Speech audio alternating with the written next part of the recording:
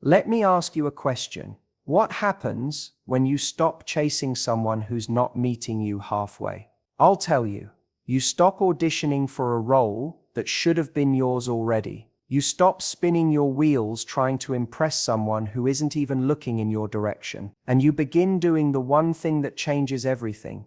You start coming back to you. See, when you stop chasing him, you shift the power dynamic. Not in some manipulative game-playing way, but in a deeply self-respecting way. You say with your actions, I am not someone you breadcrumb.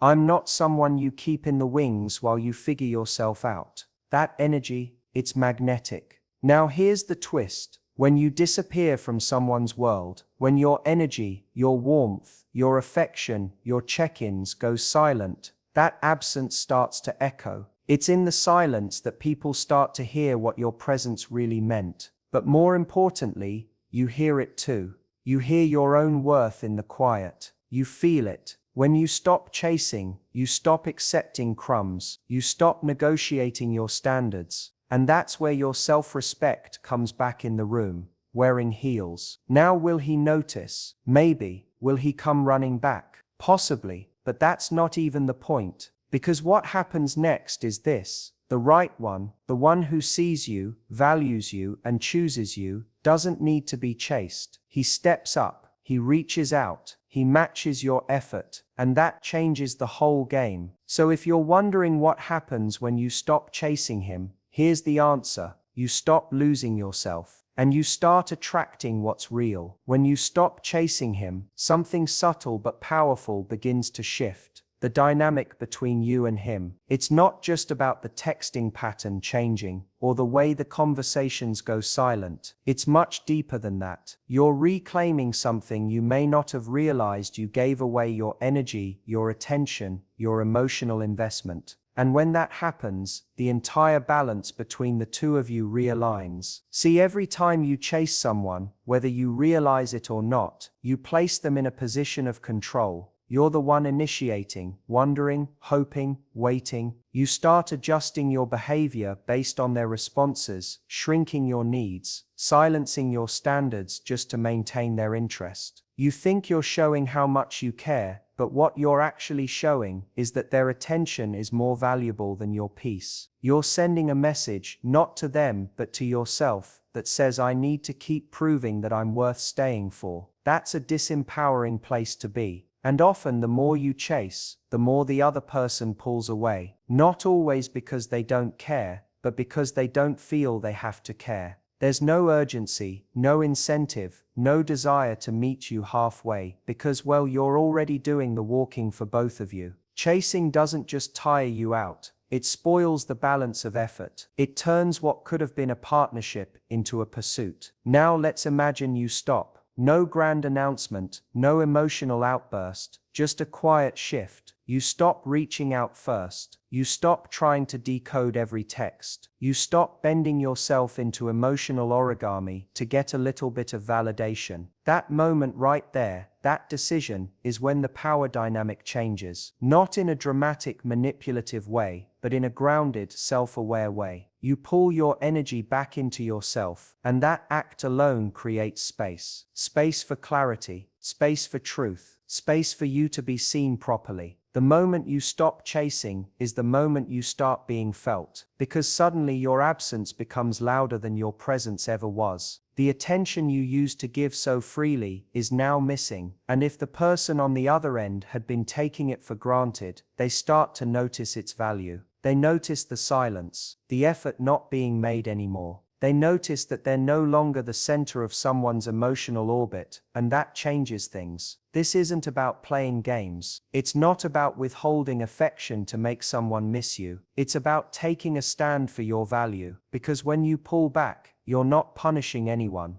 You're simply saying, I've realized I'm worth being pursued too. That message is powerful. It signals self-respect. It says, I'm not here to audition for your love. I'm here to attract someone who's ready to meet me where I am. People respond to that energy. The ones who were never serious will fade, and that's a blessing. Because the ones who are serious, who see you clearly, who value what you bring, they step forward. That's the natural correction that happens when you stop chasing. You let people show you, through their effort or lack thereof, exactly where they stand. When you stop chasing, you're not just taking your attention away from someone else, you're giving it back to yourself. You start showing up differently. You're more grounded, you're more magnetic. Because now, your actions say, I know my worth, and I'm not afraid to walk away from anything that doesn't reflect it. That kind of presence doesn't beg, it doesn't chase, it attracts. So yes, when you stop chasing him, you shift the power dynamic. But not because you're trying to manipulate or win. You shift it by stepping back into your own value and allowing the right people to rise up and meet you there. When you stop chasing him, something surprising happens. He begins to see your value more clearly. Not because you shouted it, begged for it, or kept proving it over and over again, but because you finally took a step back and gave him the space to see it for himself. You stopped filling in the gaps, stopped doing all the emotional labor, and in doing so you held up a quiet mirror that reflected your absence. And often that's when someone realizes just how much your presence meant. You see, when you're constantly showing up, always available, always texting first, always making the plans, or giving your energy freely, it can become invisible. Not because it's not good or meaningful, but because it becomes expected. When someone gets used to your light, always being on, they forget what darkness feels like. They stop noticing the warmth, because it's always there. That's human nature. We adapt quickly. We normalize even the most beautiful things when they're always within reach. And that's why constantly chasing someone can unintentionally mask your value instead of revealing it. But the moment you stop, something shifts. The silence becomes noticeable. The good morning texts that used to pop up are no longer there. The support, the encouragement, the laughter, you're not handing it out like candy anymore. And that's when they pause. That's when they start replaying moments in their mind, remembering the ease, the affection, the genuine care you gave, without asking for much in return. Your absence creates space for reflection, and in that space, your true worth has room to breathe. The truth is, people often don't realize what they had until they no longer have full access to it.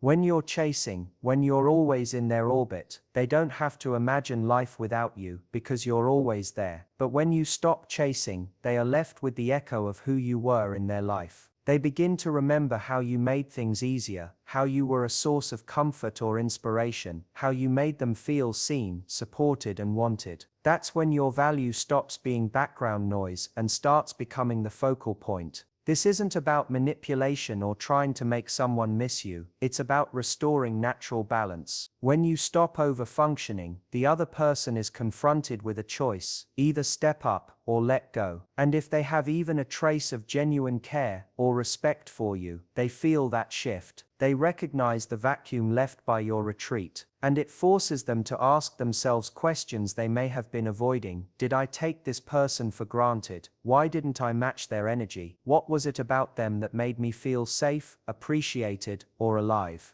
There's something powerful about someone who no longer tries to convince you of their worth. That kind of person stands out. They carry a quiet strength, the kind that says, I know who I am, and I don't need to prove it to someone who can't see it. And in a world full of people trying to be chosen, the person who chooses themselves becomes magnetic. That's what happens when you stop chasing. You no longer fight to be noticed. You become noticeable simply by stepping out of the noise. And if he has the capacity to truly value you, that shift will get his attention, not just in a surface level way, but in a meaningful one. He'll begin to see you not as someone who was just there, but as someone who was valuable, someone who made a difference in his life. And more than that, he'll see that your value was never tied to how much you chased him. It was always there. He just needed the clarity that distance can bring. Letting someone feel your absence isn't about playing hard to get. It's about letting reality do the talking. If your presence mattered, they'll feel it. And if they don't, you'll know exactly where you stand. But if they do, and if they're capable of real recognition, they will start seeing you not as the person who always chased, but as the person they should have been chasing all along. When you stop chasing him, one of the most transformative things that happens is this: you begin to regain your self-respect. It doesn't happen all at once. It's not a switch that flips overnight. It's a quiet rebuilding, moment by moment, as you start choosing yourself again. At first, it might feel uncomfortable, foreign even, because chasing can feel like doing something. It can feel like you're fighting for something real, holding on to hope, staying committed. But when you pause long enough to really look at what you're doing, you realize you're not fighting for love. You're fighting for someone who isn't fighting back. In the chase, self-respect often erodes without you noticing. You start tolerating delayed replies, one-sided effort, and lukewarm attention as if it's all you deserve. You shrink your voice just to keep the peace, bite your tongue when you want clarity, and convince yourself that maybe wanting more makes you too much. You chase because somewhere deep down, you've convinced yourself that if you just try harder, stay longer, love louder, he'll finally get it. He'll finally choose you.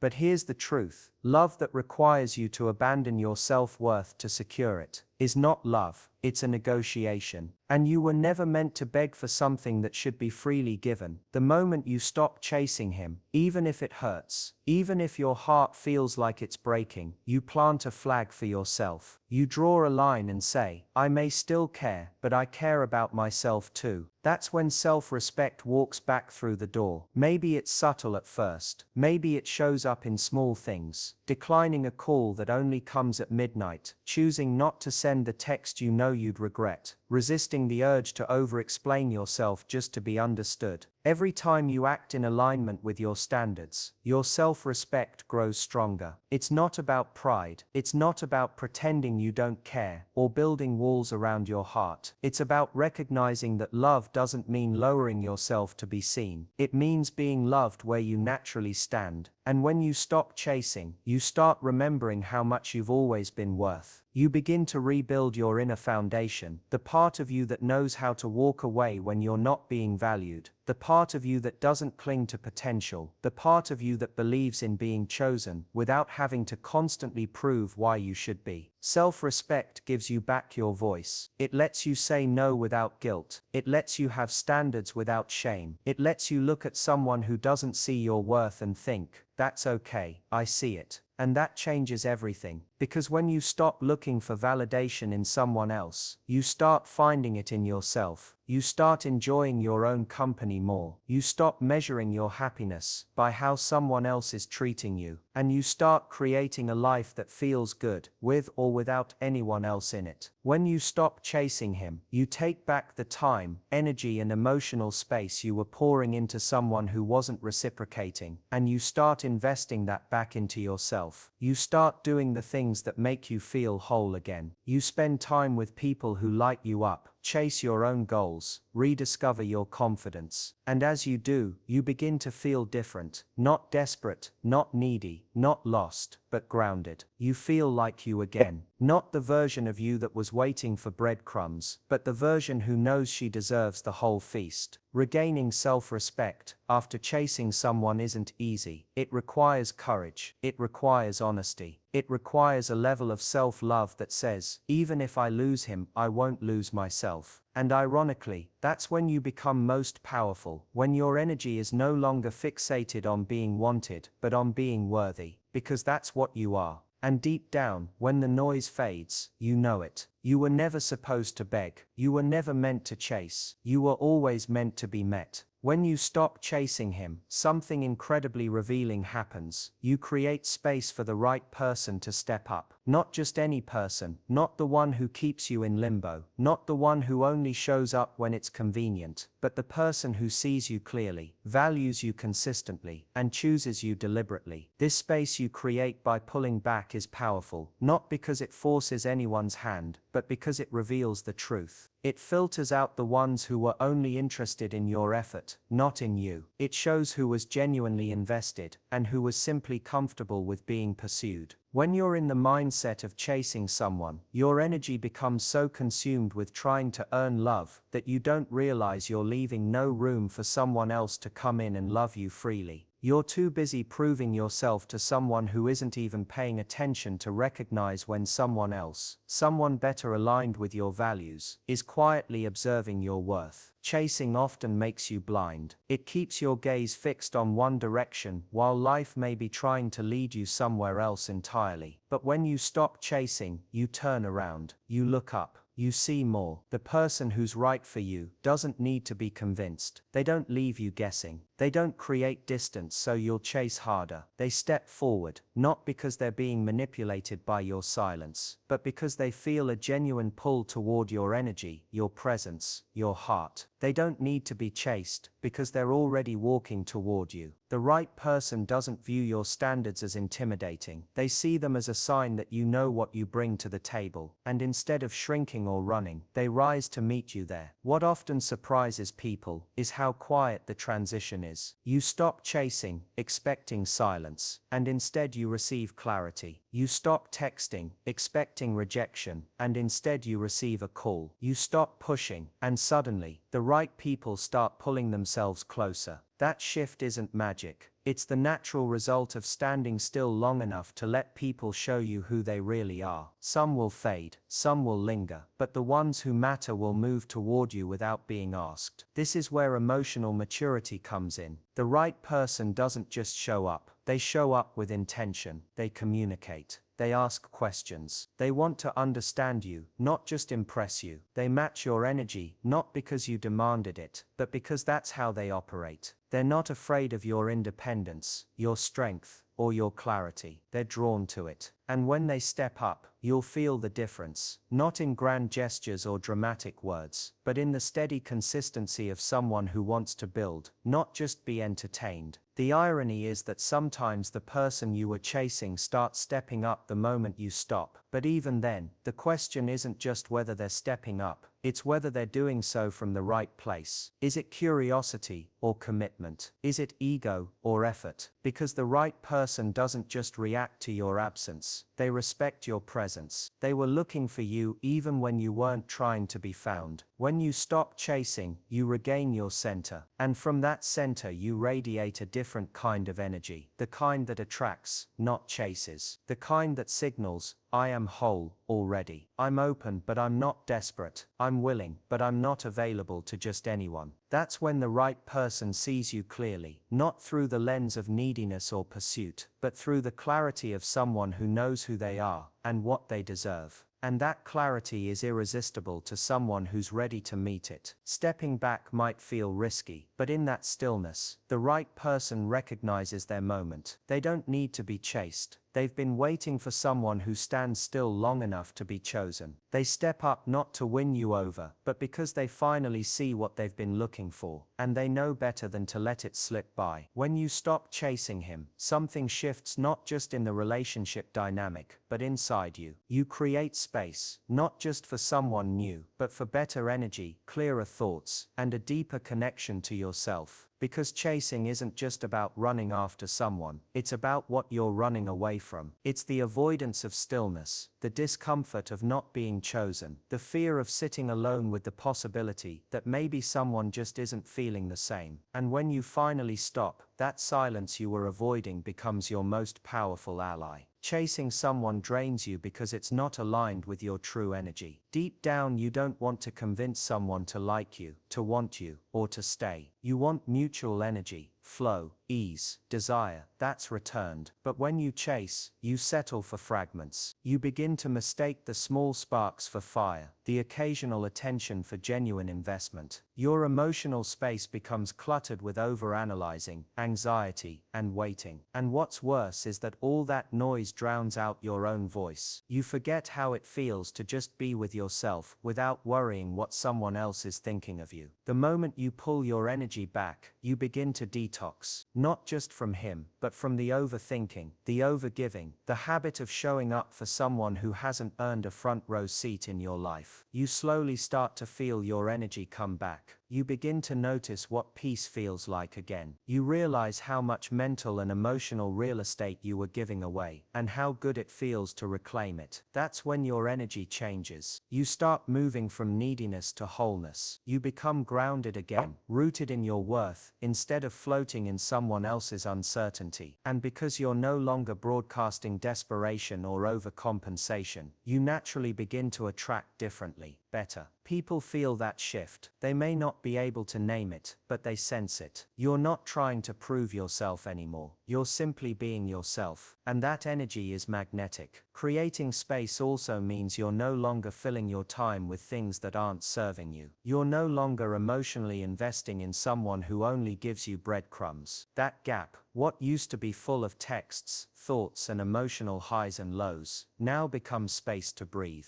space to reflect, space to heal. You start to reconnect with what actually makes you feel good, independent of another person's validation. Maybe it's time with friends, your passions, your goals, your physical health, your creativity. Whatever it is, it begins to grow because you finally made room for it. There's a difference between loneliness and solitude. When you're chasing someone who isn't meeting you halfway, you can feel lonelier than ever, even if they're technically still in your life. But when you stop chasing and sit in your own energy, you begin to find comfort in your own company again. You start hearing your own intuition more clearly. You start trusting yourself again. And that trust, that connection to self, is what allows better energy to flow into your life. Because energy can't flow in a cluttered space. When your heart and mind are full of someone who's not giving back, there's no room for someone who would. Better energy also means better boundaries. You start to realize what you're no longer available for. Vague intentions, hot and cold behavior, people who treat your feelings like an option. Your standards begin to rise, not out of bitterness, but out of clarity. You don't need to shut people out, but you do start filtering more wisely. You recognize that protecting your energy isn't rude, it's responsible. And from that space of clarity and calm, life responds differently. The people who were draining your energy often fade away. The ones who couldn't respect you when you were chasing don't know how to reach you when you stop. But new energy shows up. People, opportunities, insights that match your new frequency. And because you're no longer running, you're in a position to receive them fully. You're not distracted, you're present. And presence is what draws everything that's meant for you closer, effortlessly. When you stop chasing him, the story stops being about him and starts being about you. You shift the power dynamic, reclaim your energy, and remind yourself that your worth isn't up for negotiation. He begins to see your value more clearly, not because you fought for his attention, but because your silence spoke volumes. You regain your self-respect, choosing peace over pressure and alignment over approval. And in that stillness, something beautiful happens. The right person steps up, not because you demanded it, but because you finally created the space for them to. That space, that pause, becomes fertile ground for better energy, deeper connections, and a stronger relationship with yourself.